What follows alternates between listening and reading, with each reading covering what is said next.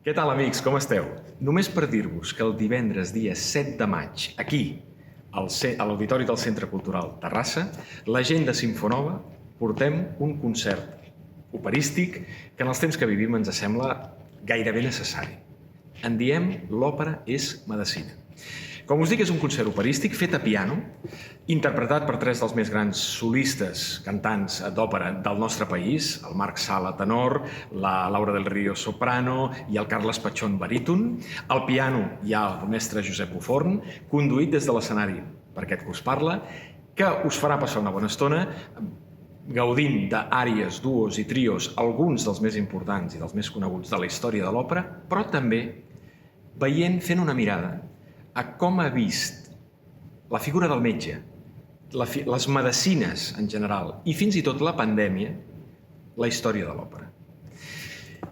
Si veniu, veureu que la mirada que farem serà essencialment humorística, perquè sí, és veritat que Mimí, de la Bohème, o Violeta, de la Traviata, estan afectades per una de les pandèmies més greus del segle XIX, que va ser la tuberculosi, i alguna cosa d'això ja us asseguro que en el concert hi haurà. Però també veureu, us adonareu, que com que la figura del metge sempre ha estat una figura de poder a la societat i l'art normalment tendeix a ironitzar sobre el poder, quan hi ha en una òpera un paper important per metge, normalment és una òpera bufa, és una òpera còmica. Penseu, per exemple, en el doctor Bártolo del Barber de Sevilla, per exemple, o metges autèntics o metges falsos. Si coneixeu l'Elisir d'Amore, recordareu segur l'entranyable figura del doctor Edulcamara, que no és més que un xarlatà, és un trampós, és un fals metge que va pel món venent un suposat elixir miraculós que ho cura tot.